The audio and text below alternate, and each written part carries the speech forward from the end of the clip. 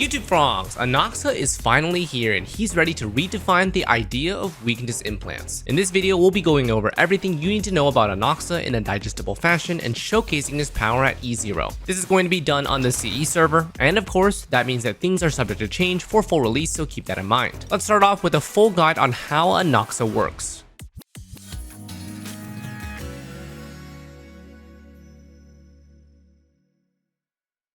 So first off, Anaxa is one of the few characters that doesn't have a tooltip indicator on his own icon for anything. Everything that he does is related to the enemies, and let's just say that the good old times when Silverwolf came out are definitely in the past now. Anaxa's focus is all about those enemy type weaknesses. He really doesn't care about the rules of the game. He's gonna apply as many weaknesses as he can, as often as he can, to as many enemies as he can. Alright, so how he does this is very simple. Anytime that Anaxa attacks an enemy with any part of his kit, he will apply a type weakness that they don't have for each individual damage instance per enemy. This means for multi-hit attacks, Anaxa can technically implant more than one weakness type in one specific action. And since he attacks pretty dang often and has one of the fastest charging ults in the game, enemies will very quickly reach all 7 type weaknesses and remain like that until the end of the fight. On top of this insane utility that he provides, his kit is designed in a very flexible way to either be a sub-DPS or main DPS and gain self buffs depending on the situation. He has quite a few ways to enhance his own damage output, and this leads to him to be a fairly reliable DPS that also enhances your whole team's clear speed by enabling every team member to break toughness bar courtesy of his implants.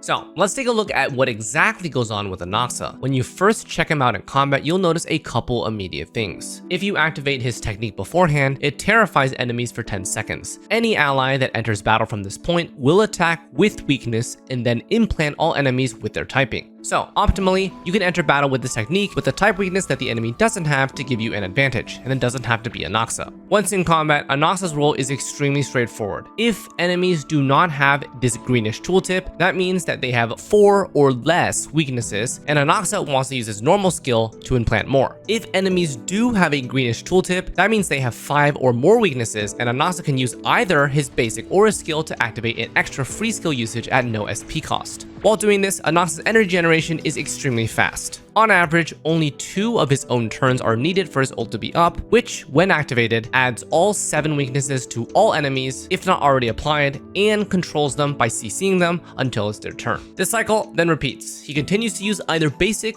or skill over and over and ults every 2 turns. Enemies will eventually be stuck with all 7 weaknesses until the end of the fight, at which point Anaxa will constantly be able to proc his free skill on every attack. Overall, Anaxa is the new and improved Silverwolf that has very easy access to weakness implant, does a lot of personal damage, fast charges his own ult, and can either be a sub DPS or main DPS for your team. In my opinion, a very flexible and high utility DPS that also acts as a debuffer. Now that you have a general grasp at what he does, let's dive into the nitty-gritty trace details. Talent. So this just describes his weakness implant details. Each implant lasts for 3 turns. If enemies have at least 5 different weaknesses, they are put in this qualitative disclosure state. So in this state, Anaxa will deal 30% more damage, and also this will trigger a completely extra free skill usage that does not consume skill points. It's kind of like Luocha's skill if they go below half HP, but this will proc every single time he attacks an enemy that has 5 or more. So this specific part of his talent is very powerful, and the reason why his ult charging is so fast, because he gains energy from it, and it also still implants more weaknesses if applicable. Technique. So this terrifies enemies and allows any teammate to attack and enter battle and force a weakness. Again, like we said, this is optimally used to enter battle with a weakness enemies do not have. This will enable Anaxa to reach QD state on enemies faster, which gives him free skill procs earlier, which gives him more energy and more ults sooner. Skill. So this is his main damage ability and its bounce ability. So bounce for Anaxa is the best of both worlds. It prioritizes new targets first for AoE, but if there's less targets or only one target, all attacks will be concentrated to those few enemies. And this last part gives him more damage bonus the more enemies there are, up to 100% more for 5 enemies. Ult. This deals AoE damage to all enemies, implants all 7 weaknesses to them temporarily if they don't already have them, and applies this sublimation state crowd control if they do not have control res. This CC only lasts until their next turn, so it's basically meant as an interruption to enemies doing multi-actions, because if you use it, they'll still be able to take their next turn. It's just using it in between maybe like a boss boss doing a phase move or something like that will interrupt that action. And then finally, his basic just deals single target damage. But this will be used fairly often to proc the free skill usages on green tooltip enemies because this will generate skill points. Using his normal skill will consume skill points. So once you have QD state on the enemies, if you want to be SP positive, you just keep basic attacking, it'll proc a free skill usage every single time. In general, I find that his kit to be pretty straightforward. The only thing that you'll need to macro manage is his ultimate, and whether you use his skill for 2 skill uses or use basic for a basic skill combo. Now on to traces. A2 trace. Basic attack generation now gives 10 more energy, which is the same as the skill at base 30. He also gets 30 additional energy if no enemies have that green tooltip at the start of his turn. This basically guarantees that each of his own turns generate minimum 60 energy, which is an actual disgusting amount. So basically, if they don't have QD state, you get 30 and then use your skill to implant more weaknesses. That's 60. If you do have QD state, you just do basic attack, which is 30, and then proc a free skill for another 30. His ult charge is 140, so on average, he'll need a little extra help for ERR or other sources like killing enemies or taking damage to guarantee 2-turn ults. And then we have A4 trace. So Anaxa receives 1 of 2 buffs depending on team comp. If he's the only erudition in his team, means that he's the Hypercarry, his self crit damage is plus 140%. If there are at least 2 erudition characters, so example Sub-DPS with Herta, then allies and himself gain 50% damage bonus. And then we have A6 trace. This is a little bit more self-Anaxa damage, up to 28% ignore defense against enemies depending on type weakness count. Beyond these trace nodes, he also gains a little bit of free crit rate, a little bit of damage bonus, and some HP. 12% crit rate to be exact, damage bonus 22.4%, and 10% HP. Unfortunately, the HP is not the most useful, but the crit rate and the damage bonus will help round out his build. Talent priorities are very straightforward. His level scalings aren't that great since most of his utility is just implanting weakness and getting free skill procs, which has nothing to do with talent levels. So we're looking at directly multipliers for his talent prio. Skill first, most important, then ultimate because he ults quite frequently, and then talent for this extra damage bonus, and then basic. Basic can be honestly left at whatever, but you will be using it, so it can have minimum investment.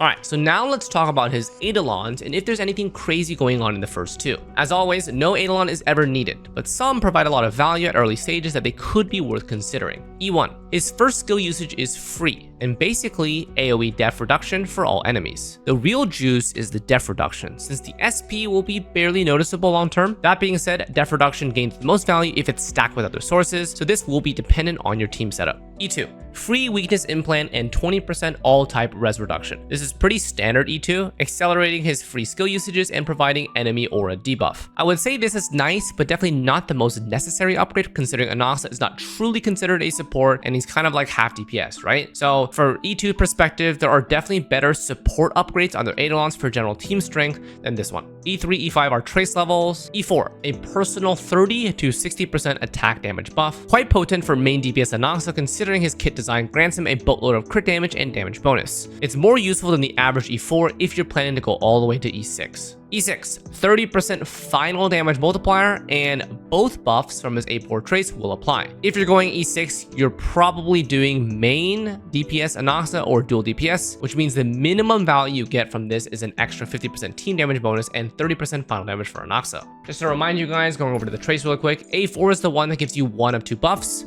but with E6, he gets both buffs on top of 30% final damage. So overall, Anaxa is definitely a solid character, but I feel his Eidolons are less impressive than the average 5-star. This is great news for low spenders because that means you can stick with just E0, but for those that plan to E6 may find his scalings to be more disappointing than other characters. Alright, now let's get into his light cones. So, great news. Anaxa has a decent assortment of light cones, and the one that most players will prefer to use is actually a free reward from the Star Rail World event in 3.2. His signature light cone is good, but it's not crazy enough to beat other competitive options, especially considering that his signature light cone is very low utility besides the 10 energy and mostly just a damage stat stick. That being said, it's still his technical strongest choice, providing 10 energy per turn, 60% damage bonus, and 12% def reduction. Now, for other options, his second technical strongest, but arguably first practical strongest, is the Herta's light cone. And the reason why is because the stat gain, you also get 60% damage bonus, is barely identical, but it also provides 1 extra skill point each ult usage. Now Anaxa meets this 140 energy requirement and also spams his ultimate a crap ton. So this Lycone is actually providing insane SP generation that other Lycones wouldn't be able to do. Therefore, anyone out there with an extra T Herta Lycone will find a nice and comfy user in Anaxa.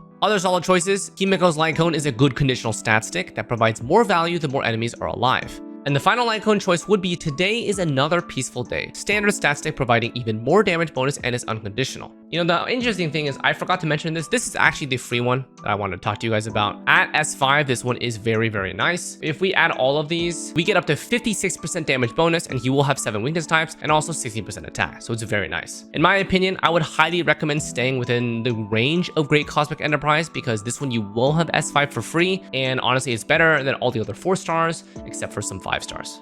Alright, relics. So Anaxa is pretty versatile on relic and planar selection since he's not tied to our recent HP scalers and doesn't need to sacrifice his speed. He's also got flexible build paths that work on either main or sub-DPS, which makes him really kind to build investment. Now, best in slot choice will be 4-piece Eagle set. This has high value with constant ults, which positive feedbacks into more turns overall, great on main or sub-DPS. Other alternatives, we have 4-piece Quantum. He'll get most value eventually because he will implant Quantum at some point, which means he does get both of the def ignore bonuses. We have 4-piece Scholar for generic skill and ult spammer bonuses, and we have 4-piece Pioneer for debuff bonuses, and all of his weakness implants are considered debuffs, so he will very quickly cap Pioneer bonuses as well. So these 3 non-Eagle sets are all extremely close in theoretical damage output, so prioritize whatever you have farmed and substat quality. For planar ornaments, we've also got a wide arrangement of useful choices. Main DPS can prioritize damage-oriented bonuses, like Rudolin Arena will be the strongest choice, followed by SSS, Glamoth, and Izumo if you're still pairing with another erudition. Sub-DPS can flex between energy regen sets like Vanomak and Lushaka, or continue to use Izumo for raw offense stats. The differences between these options are fairly minimal, and it will come down again to your substat quality and team design. For main stats, we've got 2 slightly different setups for main and sub DPS. Both builds will run crit rate body. Both builds will prioritize speed over attack boots. The orb will always be attack over damage since he has so much damage bonus. And then the rope can flex between attack for DPS and ERR for sub DPS, but honestly they are interchangeable. Sub DPS Anaxa can still run attack over ERR and his ult output will be more delayed, but his general abilities will be stronger. Orb will prioritize attack because his kit provides so much damage bonus, but still prioritize substat quality. If you have a really good wind orb with good substats, use that.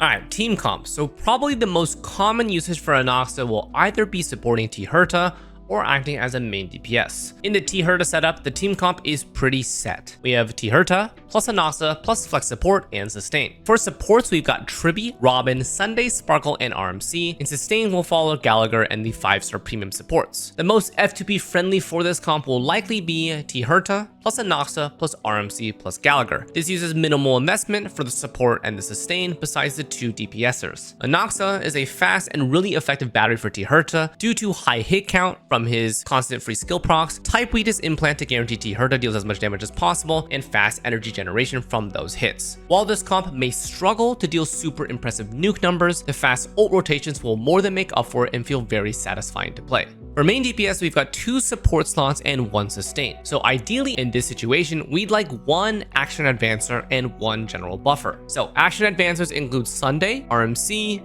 Sparkle, or Bronya, and general buffers include Tribby, Robin, Ruan Mei, and Ting Yun. Combined with the 1 sustain, that is going to be the same as the previous comp, we have a ready-made hypercarry setup for Anaxa. As an attack scaler, he benefits from all 8 of these supports in different ways, so feel free to experiment on what is most enjoyable for you. Personally for me, I will be using him as a sub DPS to round out my T Herta team, since I do find that team comp to be very visually pleasing and constant ult rotations are satisfying. And of course, as a soft reminder, Anaxa team comps will generally have a lot of built-in damage bonus and crit buffs since erudition path, so attack sources and true damage are very valuable. Tribby will always be a staple for these comps, and especially for hypercarry Anaxa, Tribby plus 1 action advance support can be very, very strong. In general, I feel that Anaxa's flexibility to be his most valuable resource when selecting his team comp. Previous characters have very rigid designs and very rigid supports and aren't able to break out of their set 2 team comps or design supports. Alright, so is Anaxa ready to pull? As I zoom in on his glorious face. I think that having one Anaxa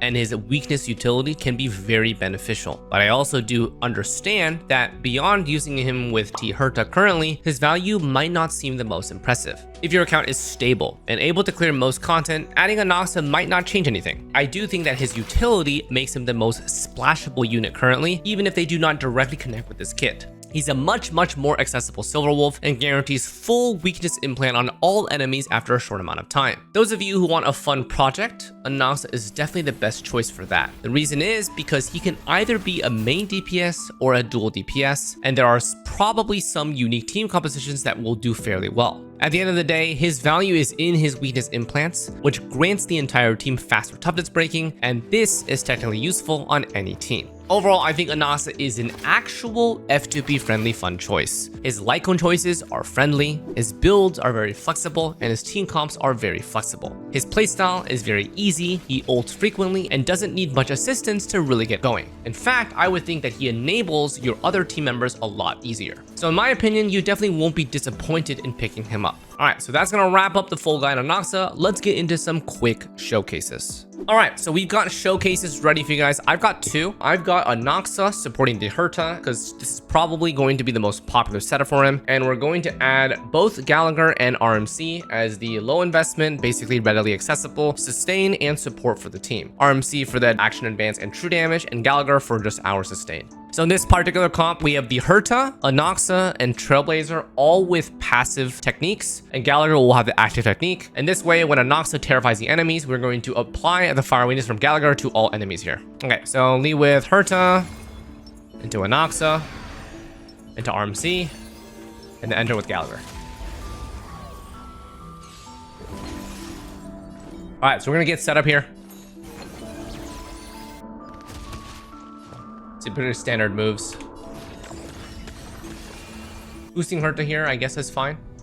This is going to be, I guess we can insta ult here, even if we're not doing that much damage.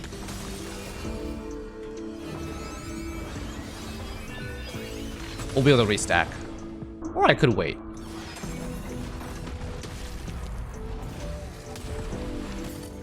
So the left and the right have at least 5 weaknesses. So we're gonna go in basic attack for this to be able to get a free skill usage. I'll probably be able to ult right afterwards as well. There we go. Now he has his ultimate.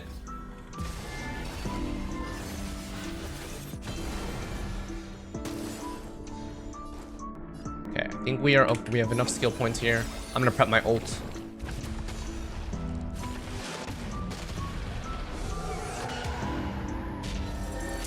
Okay, so now we're ready here. Gallagher can get this team set up. Heal everybody up. Anaxa's gonna get a free auto into basic here. Herta's gonna have her enhanced skill. Okay, so now we can use RMC and push people up again. Alright, so now I'm not sure if we have enough stacks here, but we're gonna see how close we are. So 535, we should be okay. So we will do E here into another ultimate. And we should be able to get a double enhance. This is good. Okay. Perfect case here. Full value from her burst ease. And then from here, we can continue charging up Mem. Gallagher, everyone's full HP, just basic. Anaxa, I think everyone has 7 weaknesses. We just basic and then reapply them. And we should be able to ult right after as well. We might be able to send it to the next phase. We'll see. Actually, we have 3 skill points. Herta's going to use her skill. So that's 3, 2, and then RMC probably wants to skill here for a little bit more mem generation. Gallagher probably can basic. I think we're okay to just basic here just in case. So basic Anaxa into free skill into ult. Should be close to next phase. 6%. 1%. I mean, I think this cycle will push us there. There we go. Okay. Right, now we're good. 63% on mem. Gallagher gonna go ahead and heal himself up. This also charges ult a little bit better. Anaxa, we're gonna be SP positive here. Just gonna basic into E. Herta's just gonna E. She's gonna get ready her ult up. Okay, probably gonna go into sucky face here, right? Okay, nice.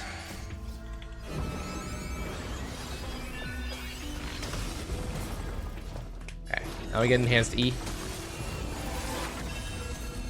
And then we're gonna get Mem to go. We're gonna go ahead and heal ourselves up. Kind of want to save ult, right? Because then I can charge it up again. So maybe we basic here. Maybe basic here. And then we basic with Gallagher into ult on Gallagher. And then we'll have Mem boosting right here as well. So Mem's at 100% here. And then we get the free heals.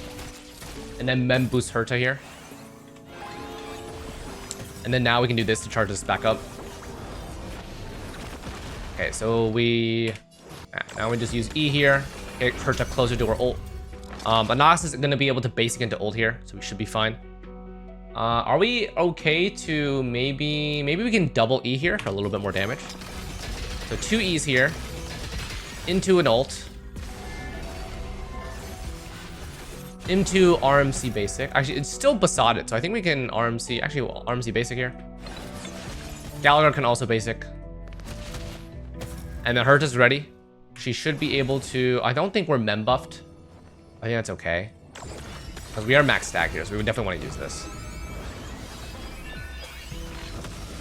Okay, let's use this. Nice damage. Okay, so we're still mem buffed. We're good. 11% left. Pretty close. Double E, is that enough? Double E is enough. 11% damage. Probably not, but we're close. Close. 4% left. Alright, I think the blessing is gonna kill it. So it's gonna be a 4 cycle, I believe. Yeah, there it is. How many cycles? Yeah, 4 cycle. Could have been 3 cycle if my Anaxa did a little bit more damage, but still pretty solid. That wasn't the best setup for them, right? Herta maximized against 5 enemies. There were only 3 enemies there. Anaxa kind of helps with that because of his bounce. So we are getting a little bit of extra damage out there. That's pretty good. All right, so now we've got a Hypercarry showcase. Previous one was Sub-DPS. This one's gonna be Hypercarry. We've got Anaxa and 2 summoner supports, RMC at E6 and Gallagher at E6. I've chose to include Tribby here because, you know, Tribby is a very nice support unit. She is kept at E0. We're not gonna use E1 here. I know that she's the most broken support. I am going to use her to make life a little bit easier, okay? So we got 3 passives here and 1 active, so we're just gonna go down the list. Anaxa E, into Tribby E, into RMC, and then Gallagher's gonna enter the fight. Alright, let's get this set up first. So we get both auras from Tribby up, and then I want to manage both Gallagher and RMC's ult for the suck move from Pollux. Okay, let's get this ready. Go ahead and basic here. Okay, Anaxa's going to... We are not able to double E here, so it is going to be only 1 E. But I will be able to ult right afterwards. So E here, into an ult, and then RMC's gonna go, and then we have more moves. Okay, nice. Now I can go ahead and basic. I'm gonna preserve skill points a little bit since we aren't gonna be able to maximize damage right away anyways. Okay, so that's his free skill.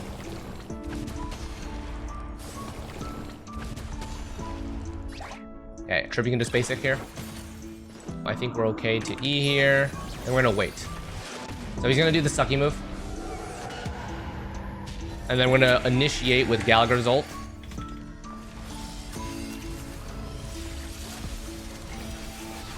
Okay, starting to heal up our team now.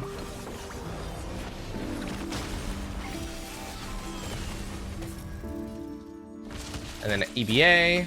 Alright. Now we are good. Almost ready. Now we have enough skill points. We're gonna double E. 1 to 2. We're gonna go ahead and proc this. And then we can go ahead and proc Anaxa's ult for more damage.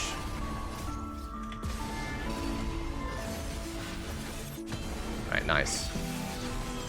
Full value from Tribby's passive. Now we are pretty close. I think if I E here, I can do an immediate mem push. So let's do that. And then we get an extra set of enhanced E's. 1 into 2. Gallagher can basic here, start regenerating SP. Tribby basic. Okay, nice. Phase 2. Okay, I need to watch for Gallagher's ult charge. So I'm gonna go ahead and basic here. Them's gonna go. Gallagher's gonna heal. Anaxa can double E here. 1 into 2 into an ult.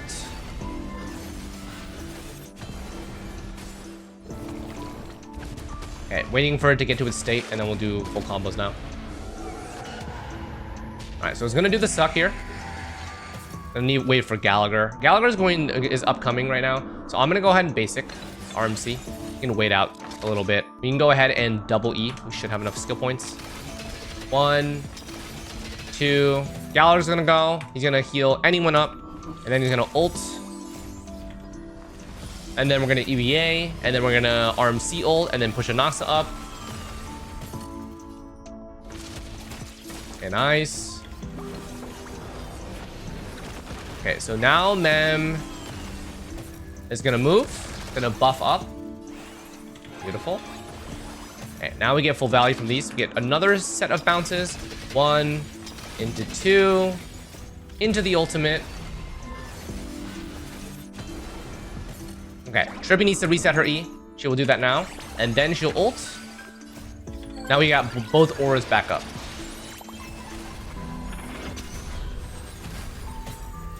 And then we're just waiting for Anaxa to go again, and we're chilling. All right, it's close. Might be able to 3-cycle? Question mark? Maybe? Let's see. Nice. Pretty good. Well, we did do that faster as a Hypercarry, but I think the main reason why we did that faster is Trippy. And I think you guys can tell why. Trippy does a lot of extra chip damage, also buffs up your whole team by quite a bit. SP positive, passive talent from ult, etc. Right? So Anaxa is able to work around the damage windows pretty well. We were able to rotate Anaxa's double E combos quite well with RMC's action advance, as long as we manipulate Mem's charge bar, right? And then for this particular boss, we need to make sure that Gallagher has his ultimate so that when he does the sucky phase, we can immediately heal back up. So yeah, that is pretty solid. We did a 3-cycle with the Hypercarry Anaxa. We did a basically 3-cycle, but actually 4-cycle with supporting Herta. So it is what it is. They're both very, very similar. I was at the end of my 3rd cycle there.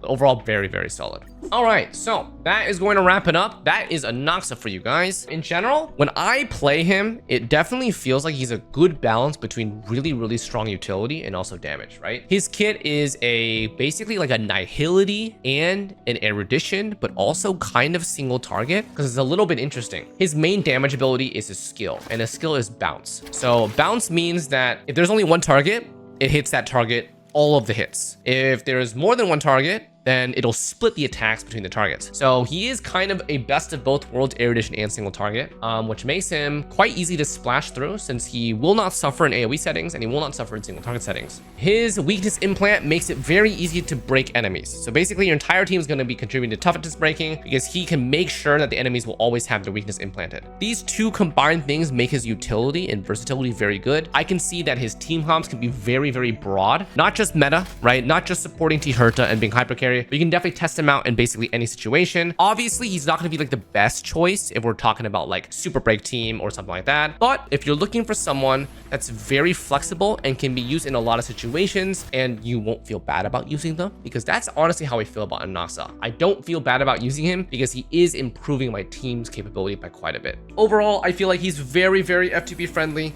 His light cone, I was using his signature, but honestly, it's not even that good compared to the Great Cosmic Enterprise at S5. His build path, he has a lot of different relics that you can use. He has multiple different 4-piece sets and multiple different 2-piece planar ornament sets. And then his Eidolon requirement is basically 0. You don't need them. They do improve him, but it's not to a degree like a Trippy E1 or like, you know, Castree's insane damage increase. Let me know what you guys think about Anaxa in the comments. Thank you guys very much for watching. Don't forget to like and subscribe, and I will see you guys on the next early access video. Take care.